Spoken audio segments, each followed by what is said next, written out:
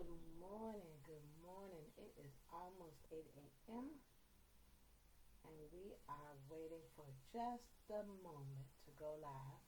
We go live every Saturday morning at 8 a.m. and it is now 8 a.m. Good morning, good morning.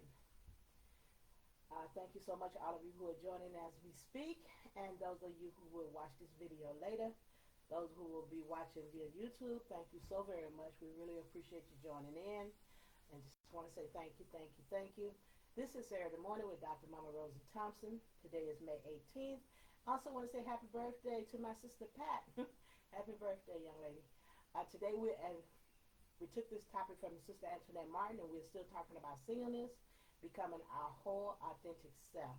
Today we're going to talk a little bit about personal growth. We started that last week, and this week we'll talk a little bit about self-worth versus self-esteem, because sometimes we kind of use those words interchangeably, but they are somewhat different, and we'd like to share that today. So Saturday morning, and we said when we talked about letting go last week, we said sometimes we find it difficult to let go of a friendship. We find it difficult to let go of a relationship, even to forgive someone who has hurt us, and that's because we're human. We're not down on ourselves. We're not being hard on ourselves, but we're facing things and looking into our lives and trying to become our whole authentic self, to become better. When we're in these relationships, and we've done what we should do, we've asked people to respect something that's really affecting us, that's overwhelming us. And well, first, let me go back and say, once we see, because I think we're wrapping up today, so once we go back and take a look at ourselves and understand what overwhelms us, we go and take a look at our life and to see when our reactions are actually based on something from our past, and we're looking at trauma triggers, and we understand trauma triggers. We've talked about those in the past. And when we began to see those things and understand the things that affect us, the things that hurt us, then we make decisions and changes in our life. We set boundaries. First we ask. We know that you can't expect people to always do what you ask. You can ask, and it's up to them if they want to do it. But when we get to a point where we need to actually set a boundary, we always make sure we communicate how the situation affects us, and we set the boundary. We want to be clear. We want to always be clear in what we say. We want to make sure that other person understands what we're saying. We don't want to assume that they know what we're talking about. So when we set our boundaries, and we always have reasonable consequences. When we set a boundary has reasonable consequences. So we enforce our own boundaries. Our boundaries are these invisible lines that we draw for ourselves because there's something I need in my life that I'm not getting. So I'm going to set a boundary to make sure that I'm respected or that I'm treated the way I deserve and want to be treated. And when that doesn't happen, then I enforce my own boundaries. Anyway, when we choose not to, when we get to that point where we've set boundaries, we've talked, and we've done everything, we can even make sacrifices, because that's a very big act of love when we make a sacrifice for someone. When we make sacrifices and deal with things until we can get to that point where we need to set a boundary, we need to actually do something different. And we set a boundary, and that person disrespects our boundary, doesn't hear our boundary, just continue to hurt us. Because setting our boundaries is not about not loving you. It's about loving ourselves as well. So when we do this, we set these boundaries, and we sometimes, when they're not respected, we have to make the hard decision of letting someone go. So when we do, first of all, when we choose not to let someone go, it's like deciding to carry this heavy rock around with us. It's weighing us down. We don't know what to do with the rock, so we just keep carrying it around. We don't know how to get out of it. In our mind, we just don't see our road clear to how to get out of it. And after a while, after we've been carrying this for so long, it becomes a part of us. And we carry it until we become weak and tired, until we have no other choice but to let it go. One of the reasons sometimes we don't let it go, and we don't let people go in our lives, because of certainty. When we allow people, when we move people, when we go and move people out of our lives, it creates a certain deal of uncertainty. And that feels painful because sometimes that other person has provided something to us that we like. It's something to us. Sometimes it's a source of security. Sometimes it is certainty that they provide in our lives. What I mean about what I feel is when we talk about certainty, we feel certain on what to expect from that person. Have you ever talked to someone and they said, well, I'm with them because I know what I can expect. I know how they are. That's certainty. So when it's about we know what we can expect from their behavior. We know what we can expect from their personality. We know what we can expect from their reactions, how they're going to react to certain things, their habitual ways of responding to us. Even if it's not always pleasant, at least it makes us feel certain that we know what to expect, and sometimes we stay in those relationships for that reason. And not just marriage relationship, friendship, whatever it is that causes us that need to make a decision in our lives. But sometimes it's certainty that will keep us there. Um, in order to help people, one thing about certainty, and I interject with this too. In order to help people, we always need to tell the backstory. Sometimes, and I don't know why I put it in right here, but it must be important because it came up again. Uh, Sometimes when we're trying to help people, we do it by not being real, authentic, totally authentic. We don't give them the backstory. Okay, you know how sometimes I know when I was a young girl and I used to be at church and I talked about how people used to always be talking about how long they've been married, but they don't tell the backstory. They don't tell what they went through to be there. So that's why we do these Saturday mornings, because I don't have a problem with sharing my backstory and telling you, being my whole authentic self, because I feel that in order to help someone, and I know that I am not the only person that has gone through something, if not the same situation that I've gone through, some similar things. Sometimes when we have single parent homes and the dad or the mom is not in the house, we always want our lives to be better. We always want our lives to be different. We don't want our children to grow up without both parents. We want that two-parent household. But sometimes when we grow up with our parents, not one of our parents missing from the household, we try to do things differently. And we don't always know the backstory of why it's only one parent in the household. We don't know why they broke up. We don't know what caused it. We may think we know what we see, but we don't know how it affected them. So sometimes, and let me tell you this too, trauma can affect those children in the house, whether it's direct trauma at them or indirect. Some of the things that happened to me did not happen to me directly, but they were indirect trauma. So sometimes when we have that one parent household, and then we decide that our kids are going to have their dad around, and our kids are going to have their mom around, and we don't understand what the pain is. Sometimes the trauma and the things that we are going through to make it happen can affect our children. It definitely affect our children. I remember I told you about the things that affected me directly, but some of the things that were indirectly affected me and I know I've talked to some of my siblings, and some of them have shared the same thing. That when dad and mom would fight, and we would hear them fight, we would just try and go to sleep to try to just put ourselves so we wouldn't hear it. It's a whole lot of things involved when we affect our children. We don't know it. So sometimes now that our children start to do things at school and they start acting out, and we have to go back and look at our lives at our home to see what have they been exposed to, what's causing that. Um, was a Yale University medical study that said that linked untreated childhood anxiety to mental illnesses in adults. Sometimes it does not surface until you become an adult. What trauma does, trauma will expose itself when there is room to deal with the trauma. I mean, not the trauma trigger. It'll come up when there's room to deal with it. And this includes sometimes those anxiety. It leads to anxiety and mental illness in adults, including depression, including substance abuse, including anxiety disorder. So we're wondering what happened to them, and we're looking at them now as an adult, and we see all these things happening. Sometimes it could be something that happened directly or indirectly to them as a child. Traumatic experiences can create a constant state of fear and stress, which can lead to anxiety disorders and also lead to depression. When we do decide to let go, I'm going to say this before I go to the next part. When we do decide to let go, we have to first of all be intentional. We need to have looked at this relationship, friendship, whatever it is. We need to know. We need to come out knowing that I have done everything that I can to make this work, and then I have a wanting and a willingness to do something different in order to get a different result. Sometimes we have a want, but we don't have a willingness, because the willingness sometimes is painful. Sometimes it can be hurtful, to things that we have to do. And sometimes we're not willing to go through the pain.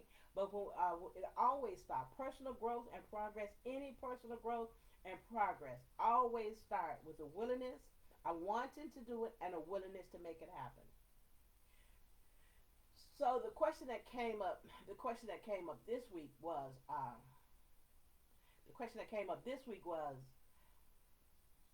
well, how do I know when it's time to let go? And I want to say to you that I can't answer that question for you, and no one else can. You have to decide when it's time to let go. You have to look at your life, decide what you want in this relationship, in this friendship, whatever type of friendship relationship you're in. You have to decide. I can give you information that I have based on my experiences, but that's all it is. One size does not fit all. Some of the things that I came up with this week after that question came up, I think when you time to, I'm not going to say time to let go. I'm going to say time to maybe even think about it. One of the times is when both of you stop trying. When one person in a relationship is still willing to try, there's still hope. But when the both of you have just stopped trying to make things work, stop trying to have a friendship, stop trying to have a relationship, it may be time to think about it. When there is no emotional or any type of emotional connection, and when I'm talking about emotional connection, I mean a strong bond between people based on a deep understanding of each other. And that goes back to where we were talking about sharing our story and being our whole authentic self. People can't understand you unless they know you. And so we have to be real with people. We have to be open. We can't expect people to give us what we need in a relationship when they don't even know who we are. You got to know when you go into any type of friendship or relationship that that's not the last friend you had. This person have different life experiences. This person may have been raised differently. This person is not that other person. So to expect them to fulfill some need that other person fulfill is not fair. So it's to have emotional connections, to have a strong bond between people based on a deep understanding of each other and an appreciation of their feelings. We have to appreciate the fact. I appreciate how you feel even if I don't totally understand it, because your experiences are not mine, my experiences are not yours. That goes back, we need to know each other. So we have to appreciate that feeling and respect it. And it can involve a range of emotions, from love and affection rather, to respect.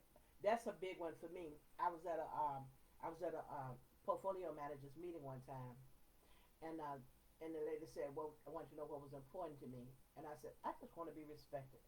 And the young lady said, "Everybody wants to be respected. Respected? What do you mean you want to be respected?" And she said, "That's how it translates. Things translate for Rosie." So it may translate some different ways. So when we're talking to people, you got to understand too that sometimes when people talk, what they're saying is not the deeper meaning of what they really feel. Sometimes it's just the tip of the iceberg. That's why it's so important to get to know people so we can get to the root. We got to understand what your morals, what do you want in life. Those things are very important when we're trying to have relationships. It may also be a time to think about letting go when you have different goals in life. Different people have different desires. And when we have different desires and we're not willing, first thing we have to do is talk about them as directly as possible. We can't assume that other person know what we want just because we want it. But when we find out that's how you find out that the goals are different. That's how you find out that you're not headed in the same direction, that you don't want the same thing. By having those conversations. We have to have it, and we have to be as direct as possible in our conversation. One example is you have this friendship, with different people, these girls, and they're your friends or whatever, and you tell your friend, "I want us to spend more time together," but what you mean is, "I want it to be just you and me. I want to go out with you and me without the other girls that are going with us. I don't want the olive girls. I just want you and me." But you say to them, "I want us to spend more time together," and they're thinking, "Well, we were together last week and we went to the movie and we did this," but they're thinking about what they've done with you as a group, when you really want to spend time with them just one on one.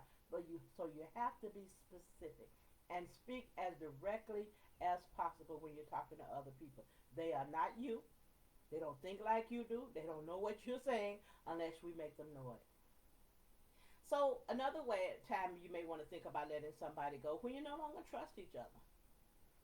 You know, they're not trusting someone when you have a genuine doubt about them, and it could be based on suspicion. But when you don't trust them anymore, when there's no trust in the relationship, then it's time maybe to think about, do we want to continue it?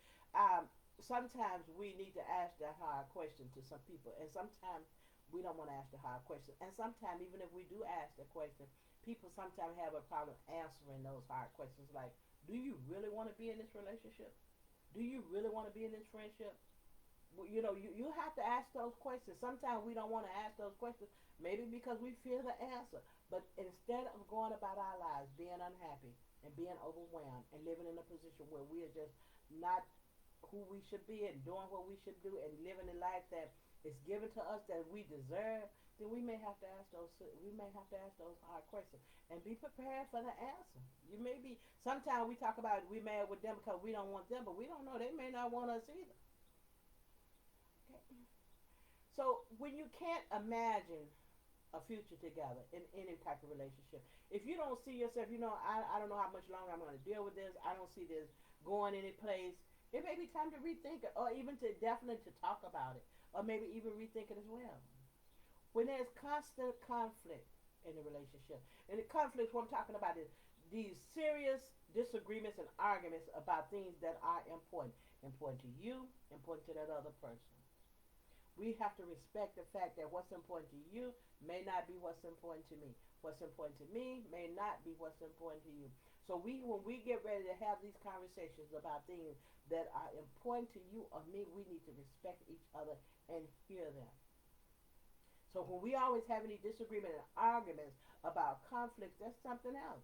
And then there's abuse. When there's abuse in a relationship, in my mind, it's time to really think about letting go. Really, because when we talk about abuse, we're talking about physical abuse, financial abuse, not taking to the account of the other person. Because it's important too that someone take account of your religious, your ethnic needs, your cultural needs, whatever needs you have. They're your needs, and you have a right to your needs. So when that person can't respect your needs, then you may want to talk to them. You may want to see if we should continue ignoring or isolating that other person, or preventing that person from making his or her own decisions. One thing that I want to say, there's also emotional abuse, blaming, threatening, humiliating. Those are the emotional abuse. One thing I want to say about that one, emotional abuse sometimes can be unintentional. Now, I know I'm not taking up anybody, but it can be. Where the person doesn't realize that they are being hurtful. Even if they're humiliating, they're threatening, they're just saying stuff like that to you, they may not even realize it. Sometimes we get so caught up on, they know what they're doing, because we don't want to dig deeper and get to the root cause. Sometimes we come up with an answer ourselves. Well, they know what they're doing. They know they shouldn't be doing that. But some people are reenacting those patterns of being in a relationship that they learned from their parents. Their parents were okay with it, it seemed like to them. And that's what they learn. And that's what they do. If we end up letting go, as I said, it's not easy. It's painful. Sometimes we feel guilt. We talked about that last night. We had a women's prayer at our church, and we talked about that. Sometimes we feel guilty about it. It's hurtful. It's not easy. When you really want to be in it, we don't get into relationships because we don't want to be in the people's lives. But when we do it, we get to a point where we know that we have to let go. It can be painful. It can be hurtful. But when we make that decision and we actually let go, we have to be mindful to make sure that that person is still not consuming our minds and our thoughts. If so, if they're still consuming it, means that we are still focusing. If they're still influencing us, instead of us taking control of our own happiness and our own fulfillment. When we let a person go, we have to take control of our own feelings. We take control of our own feelings and our own happiness. We can't expect them to do so. There are various things that can help with the process of when you do let go of somebody you love. This includes acknowledging. We have to admit and accept our feelings. I don't feel good about it. It hurtful. I hated that it ended this way, but it ended this way. Now what am I going to do? Always stay in and now. Even if you let the relationship go, that's not right now. Stay in the now, and it helps us to manage and deal with things better. Be honest with yourself. Take ownership of your own emotions and to manage your own emotions. You remember, we don't give our emotions to anybody else. We don't give managing ourselves to anybody else. We are in control of ourselves. So we manage our emotions and accepting that you can't control what the other person says or does. That other person may say something, may do something. You can't control it. Let it go. And stop making assumptions. I know I used to be good at this one. Stop making assumptions about what that other person is thinking or feeling. Yeah, I bet they sorry it happened now. Yeah, I bet they feel this way now. I bet they wish they would have. Not necessarily so. So stop making assumptions. We don't want to make assumptions about what that other person is thinking or feeling. We want to actually, we let them go. We want to let them go. And we want to remind ourselves that progress is not always linear. There is no such thing as, well, this is going to happen first and this is going to happen. Well, first you're going to cry, then you're going to do this. Not necessarily. You may do 15 things and then go back to crying. There's no linear way of saying, there's no linear way of progress. There's no linear in it. It may not go the way that we think. We also, when we let go, have to practice acceptance. Remember, when we reject or resist or struggle against the pain, we only create more suffering. We want to give ourselves permission to to feel what we feel, to be as we are, and to have experienced what we have experienced without creating unproductive shame and anxiety. There is no production. There's no production in shame and anxiety. We want to let it go. The pain may still be there. Once we do that, when we stop rejecting it, the pain will probably more than likely be there, but the suffering will be alleviated. It won't be as bad as it was before. Okay. Emotions also play when we making these decisions. Emotions play a big part in what we decide. You know, when our emotions, they start with this sensation in our body, and then the feelings are generated through our thoughts about those emotions that we feel. So what I'm saying, in other words, is that our feelings are how we interpret the emotions and how we let them sink in. Emotions will cause us to stay in unhealthy relationships because of our emotion. We're not able to deal with our emotions. That's going to be coming up. I told you about this young lady. Her name is Leslie Rutland, and I brought up her profile on Facebook because I really admire her, and she'll be coming on to talk to us about emotional maturity. Her resume, as I said before, is very, very, very extensive. Even for me to tell you some of what she has done is not to tell you, it's not who she is at all. She's the Senior Vice President and Regional Head of Business Banking at Harris Bank. She's the Senior Vice President and U.S. Head of Business Banking, Treasury, and Payments Group at BMO Harris Bank. She's the U.S. and International Head of Workplace Experience Technology at BMO Harris Bank. That's nothing compared. That says nothing about who this lady really is. She attended Kellogg School of Management. She studied finances at Hampton University. But it says nothing when you meet her. When she walks into a room, even before she says anything, she commands the room.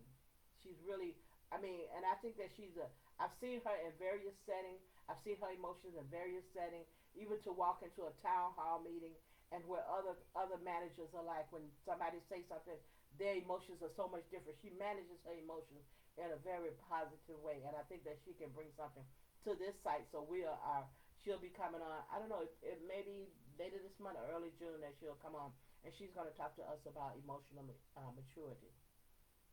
Being emotionally mature. Okay. So our emotions play a big part on what we decide. So as I said, in other words, our feelings are how we interpret those emotions. Emotion will cause us to stay in unhealthy relationships.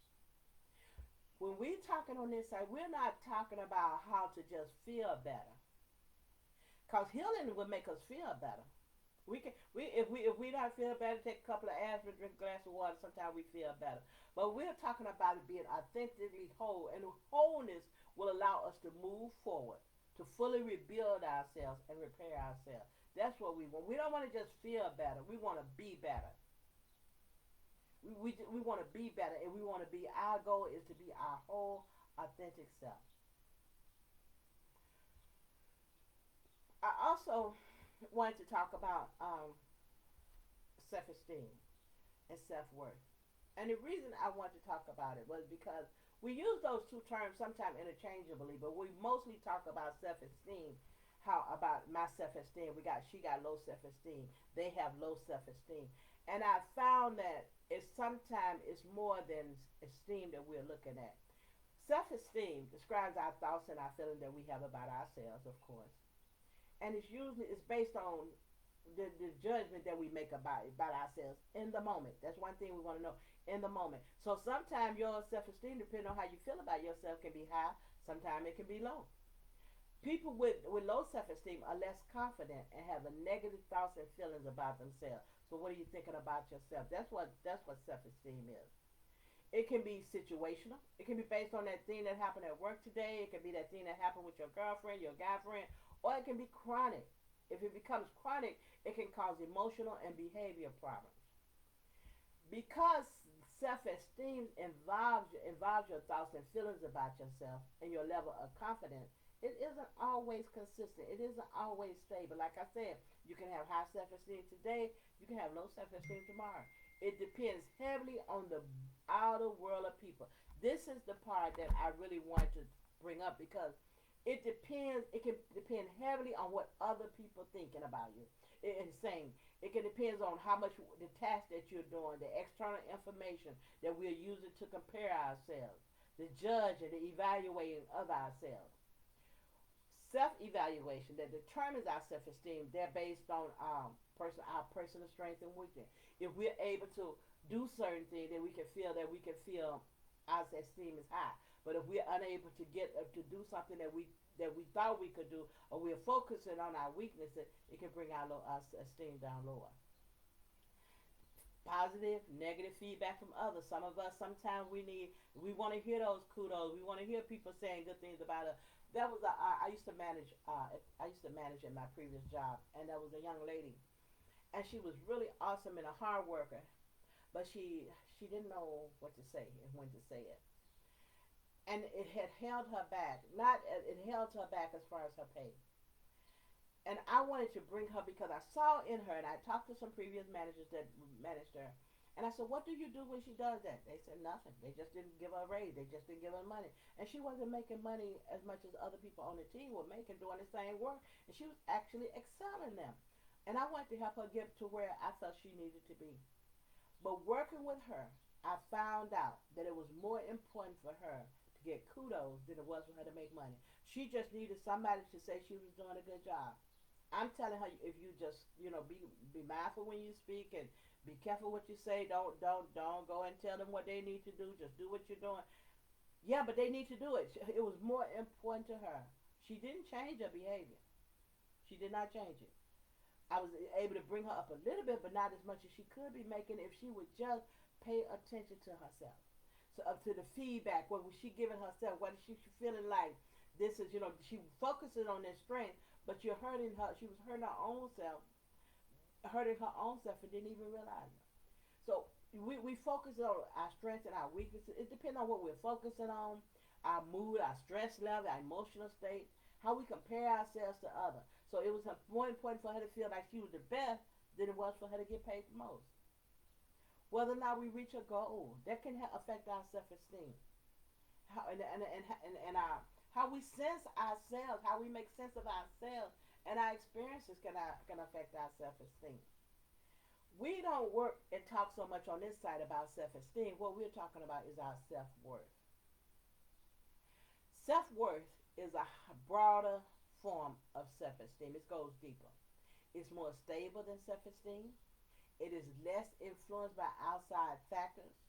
So instead of focusing on what we can do, our skills, our circumstances, our achievements, that makes us feel like we're doing. So that's what I'm saying about Leslie. It's not about the work. If I had an entire resume, I could tell you that it wouldn't what we thought about all of that would not have any bearing on her because of her self-worth.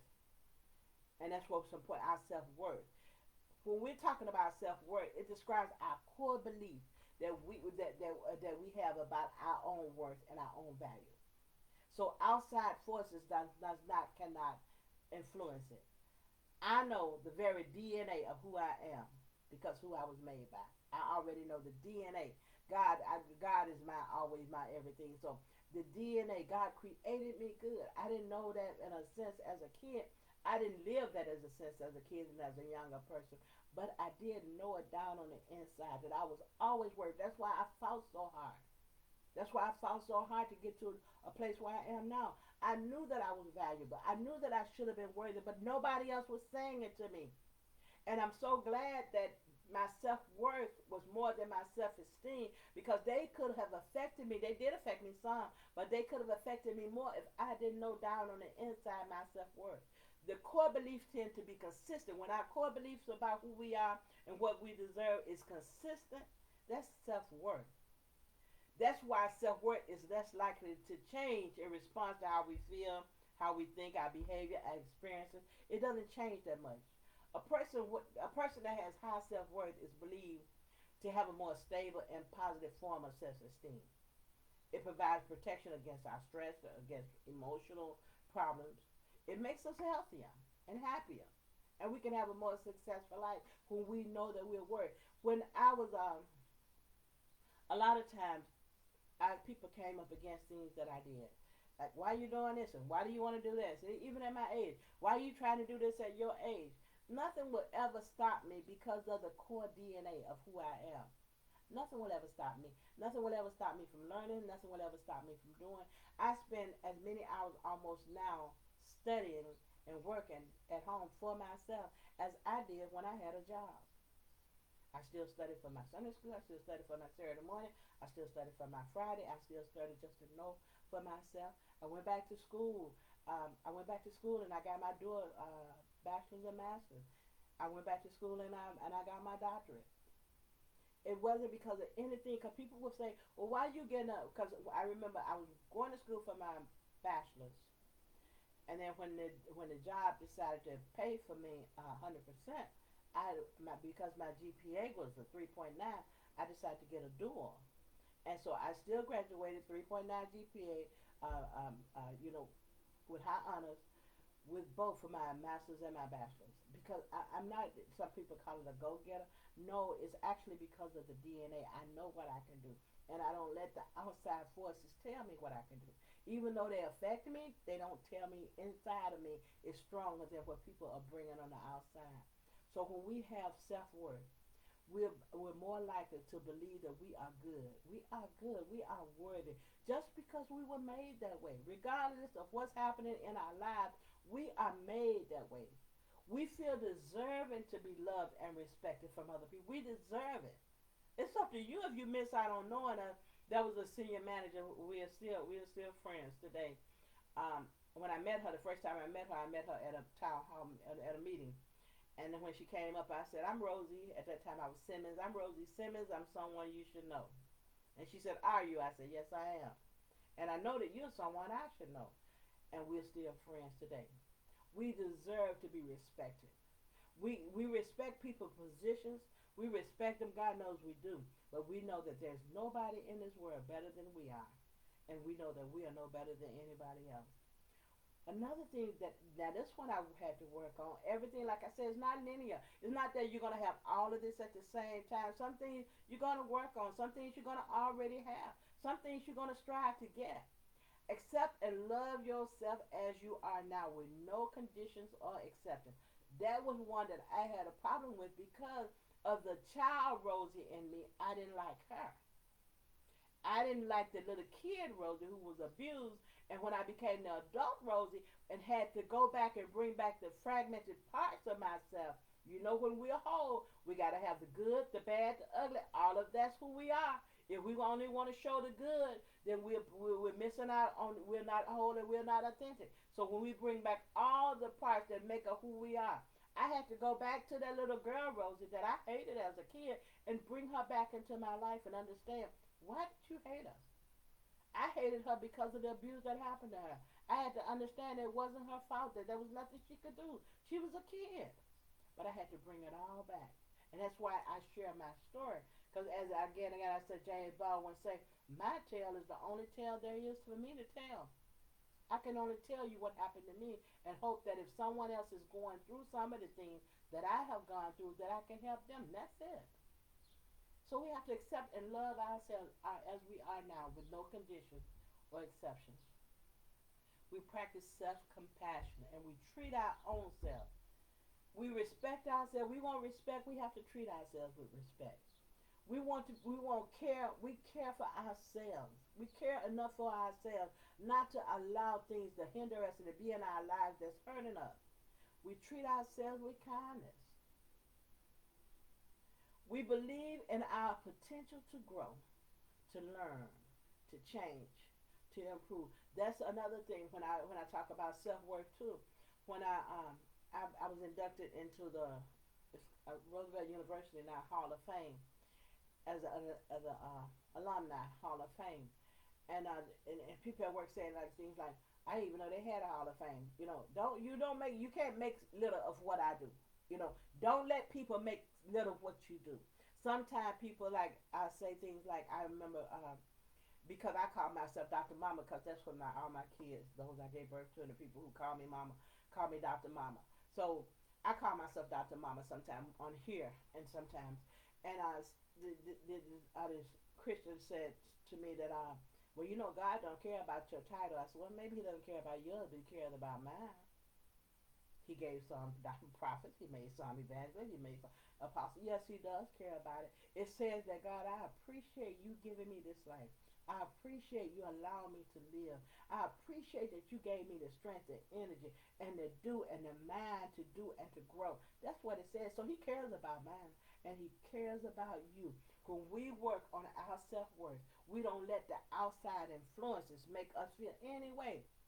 And you know what? It's a good thing sometimes to respond. Sometimes we can just let people say stuff. We let people say stuff and it just goes on the inside of us and we don't respond to it. Sometimes you can respond.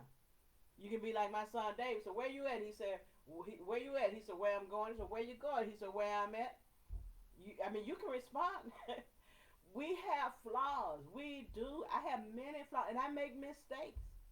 But they don't threaten my identity or my worth. We have flaws. We make mistakes. But don't let it threaten your worth. Don't let it tell you that you're not worthy. Don't let it tell you that you're anything other than what you know you are. Don't let it. The only person who's not making a mistake is the one that's not doing anything. If you do something, you're going to make a mistake sometime. And it's okay. We used to sing a little crazy song. Oops, I made a mistake. That's all. And that's really all. We grow from them. We learn from them. I want to look and see if I have comments. Then we're going to come back because there's a little bit more on self-worth that we're going to talk about. And then we'll be in it for today. Hi. That's my Lord. But Emily, thank you so much. Emily Clay is saying, thank you for joining. Absolutely. Dealing with past trauma we went through, a cause is vital to letting go and moving forward in a healthy way. Preach, Mama Rosa. Thank you, sweetie. You know I love you. And then my brother Willie is on. He says, blessings. Thank you, Willie. Your volume is a bit low. He said, I'm sorry. I'm hearing this now. And I don't know how to turn it up, but I will speak a little bit louder, hopefully. He said it's his phone. Thank you, Will. Okay. And then my Mama Laura, I told you guys that Mark Cheers was the one that showed me Christ in a different way. His wife, Laura Cheers, I call her my mom. And she's enjoying it. She's enjoying the live. And my friend there's a young lady, her name is Janet Grubasek. I know it's not. Yeah, Janet Grubasek. And my father's on. Hi, Mark. Anyway, Janet Grubasek and I met my first day at BMO Harris in 1992. And Janet Grubasek said, I think we're going to be friends for a long time. And I'm saying to myself, because she's about the age of my kids, I'm saying to myself, you may be a long time. I don't know how long I'm going to be here. But she didn't lie. She did not lie when so many things had happened in my life that she was always there for me. And I really love her. And I really appreciate all of you who join in to listen to these videos.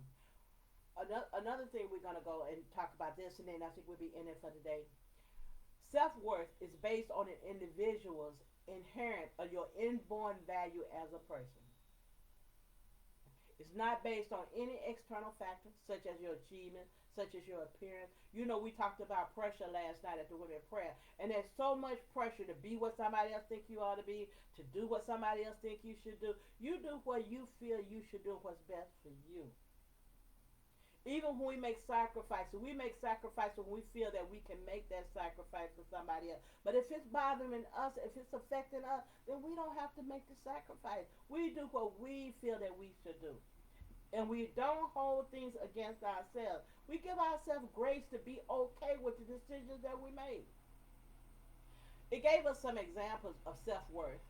And it said that security is an example of self-worth because it gives you the sense of control over yourself and your environment. We control. We are individuals. What somebody else thinks doesn't necessarily apply to me. What someone else does doesn't necessarily apply to me. It's the found self-worth itself is the foundation of human motivation and aspirations. And understanding and nurturing it can lead to a more fulfilling life. When we have control over ourselves, when we do those things that make us feel good, we have a more fulfilling life. We nurture those things. Resilience is when we talk about is also an example of self-worth because it's the ability to recover from difficult experiences. Resilient people can handle stress, conflict, failure, challenges. Like I said, oops, there goes another mistake. We can handle those things because we know we also focus our time and energy on situations, events that we can control. So if I know that this thing has happened in my life and there's nothing I can do about it, then there's nothing I can do about it. You can't undo. One thing we can do, we can't undo anything that has ever happened to us. Once we start to focus on what we can do, it makes us feel empowered and it gives us confidence. We don't want to spend our days and our time focused on the negative and the bad. That's why I don't like a lot of time. I know what the world is saying. I know what's on the news, but I don't focus on that stuff. I have to have good thoughts. I have to come talk to my mom and dad, Mark and Laura, and talk about good things and life-giving things. I already know how bad it is. That's why I tell people about how good my God is when they start telling me how the world falling apart. I don't see anything happening that we didn't already know would happen. And another example of self-worth is character because it includes our traits. It includes our integrity, our humility, our kindness, and our respect. And these traits helps us to maintain a moral high ground and always do the right thing. So when we have a moral high ground, don't have to compare ourselves that has something different from what we have. Research shows that there's a strong tendency for people to view ourselves as unworthy. And in doing so, we also have a tendency to elevate other people, to compensate. There's a strong tendency in us to view ourselves as unworthy. That's why we go back to the core DNA of who we are. When we have low worth, when we have low self-worth, we tend to minimize our own needs. We tend to allow our boundaries to be overstepped. We tend to go out of our way to please other people. And we tend to be unable to stand up for ourselves. All the things that we desire to have and that we will have in our lives. When we have low self-worth, we tend to ignore those things. So instead of focusing on our self-esteem, instead of focusing on our self-esteem, we're going to focus on our self-worth. As I said last night in the women prayer, we talked about pressure. Amen. We have our minister Payne is on too, and she said, "What is the value you place on ourselves? What's the value? Best thing ever. Self-worth is just that. Amen. We can control how we respond and accept what we do. We can. We have total control over our life. God has already given it to us. We have total control. It's up to us what we want to do, how we want to do it. There's always, we talked about last time, we talked about pressure. And there's always going to be some type of pressure from society. It's going to come. But we can decide that we're in. Take control, we can take control of our lives. Even if we haven't, we can. There's always someone trying to persuade us to do something their way, to do what they think they should. You know, I was on the line the other day and I got a message. Can you help? I don't know what I was supposed to help with, because when I asked them what was I supposed to help with, they wanted, they had already come to me past because they wanted me to say something about something that had nothing to do with me, and I wouldn't do it. So they came back, are you going to help? Can you help? And when I asked, what did you want help with? Well, it's too late now. So I left it at that. Because we have to. The pressure is, if you feel like something needs to be done, then do it. I'm going to do whatever I feel like needs to be done. Whatever you tell me if there's something that needs to be done, and I say yes, I'm willing to do it. But you go do what you feel like you should do. Pressure is exerted externally, but it can also lead to stress. Stress is developed from pressure and is developed internally. So the pressure is coming from the outside, but when it becomes stress in our lives, it's developed internally. So think about when stress becomes prolonged and it can become rather prolonged and overwhelming, and it can increase our risk of mental health pressure, problem. When stress come up, it causes us not to be able to sleep. Some people, anxiety, we have muscle pains and tension in our muscle. When we talk about wholeness, because that's where we're going, we're talking about wholeness. We even talking about not allowing things to get into our life where they develop stress in our life. That's why we have the boundaries. That's why we set the goals and the things that we want in our lives to prevent these things. When we're talking about being whole, it's defined as health, soundness, a well-being in our body, in our mind, in our soul, in our spirit. We want to be well-rounded, wholly, authentically whole in every way. Researchers said that we can lead a fuller and more satisfying life. That's what we desire. When we have a wholeness that includes a balance in our physical life, in our emotional life, in our intellectual life, our social life, our spiritual life, environmental life, and our vocational life. When we are well-rounded, and that's where we're going, we want to be well-rounded in every way. Minister Payton said, and we're going to do our affirmation. Minister Payton said, don't accept pressure others try to give us. Pray about it, and oftentimes when we should exercise our no. Amen. She said, oftentimes we can exercise our no. No is okay. If a person doesn't want you to ever say no to them, you should never say yes to them. And do you know, if you tell a person yes 5 times, that they will be so upset with you when you tell them no that one time? But if you tell a person no 5 times, they will be so excited with you when you say yes that one time. God is going to, our desire and where we're headed is to be whole and complete. Thank you, Minister Doris. That's what she's saying. We want to be whole and 100% complete. Because that's who we were created to be. That's in the very core of our DNA to be that way. Okay. Once again, I want to thank all of you who joined this morning as we come forward. I want to thank all of you who will see this later on and whenever you view these videos. And they are also posted on YouTube if you want to go back to some of the ones about understanding trauma and understanding the trauma triggers. They're on YouTube, and they're under Saturday Morning with Dr. Mama Rosie Thompson. So feel free to go back and look at them. If you have any questions for me, you can always reach out to me. Just leave a message on Facebook or on YouTube in your comments, and I will get back to you. Today we're going to do our affirmations, but we will be back on Saturday morning at 8 a.m., and we may be switching gears depending on what we're talking about and how we're preparing for Leslie when she comes on. We'll be starting talking about maturity. So our affirmations for today: we honor ourselves by being authentic. We do not doubt our power nor our value. We are actually and exactly what and who we claim to be. We deserve to live with ease. Love and tranquility surrounds our interactions and our decisions. We replace hate, anger, agitation with others with intentional and positive interactions. We allow ourselves to accept positive comments and thoughts about ourselves. And we are a safe place for ourselves.